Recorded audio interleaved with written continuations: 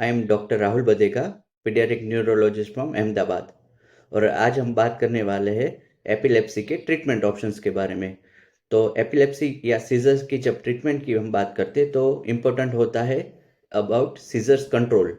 और seizures control हम achieve कर सकते हैं मैक्सिमम केसेस में विथ सीजर मेडिकेशन, जिसको हम बोलते हैं एंटी सीजर मेडिकेशंस। अब एपिलेप्सी के दवाइयाँ बहुत सारी है, तो आपके डॉक्टर आपके एपिलेप्सी के टाइप, आपकी उम्र और साथ में और कोई मेडिकल प्रॉब्लम है कि नहीं, ये जानकारी लेकर आपको मेडिसिन एडवाइस कर सकते हैं।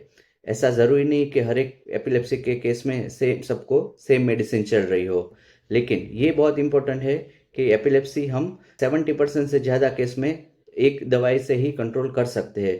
कुछ कुछ केस में कोई दवाई का कॉम्बिनेशन हम इस्तेमाल करते हैं, इसलिए सीजर का कंट्रोल डेफिनेटली अचीवेबल है, और वो सिर्फ मेडिकेशन से।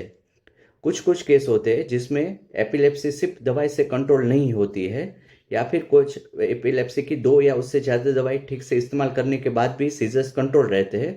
और साथ साथ में कोई ब्रेन में कोई फोकस होता है जिसमें हम एपिलेप्सी सर्जरी का एडवाइस करते हैं। एपिलेप्सी सर्जरी के पहले कुछ पेशेंट्स के लिए इवेल्युएशन, कुछ रिपोर्ट की ज़रूरत होती है, और पेशेंट्स को सर्जरी से फ़ायदा होगा कि नहीं वो आपके डॉक्टर आपको इवेल्युएट करके आप न्यूरोलॉजिस्ट सजेस्ट करते हैं।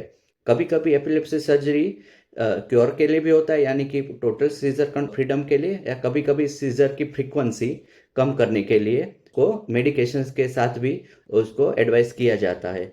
एक और ट्रीटमेंट ऑप्शन है जिसमें एपिलेप्सी सर्जरी अगर एडवाइजेबल नहीं है या फिर सीजर सिर्फ मेडिसिन से कंट्रोल नहीं है, ऐसे केस में खास प्रकार की डाइट एडवाइस होती है जिसको बोलते हैं कीटोजेनिक डाइट। और कीटोजेनिक डाइट है, उसको मेन पर्पज है कि सीजर की फ्रीक्वेंसी यानी कि बार बार सीजर ना आए उसके लिए, और सीजर की इंटेंसिटी यानी कि सीवियर सीजर ना आए उसके लिए एडवाइस किया जाता है।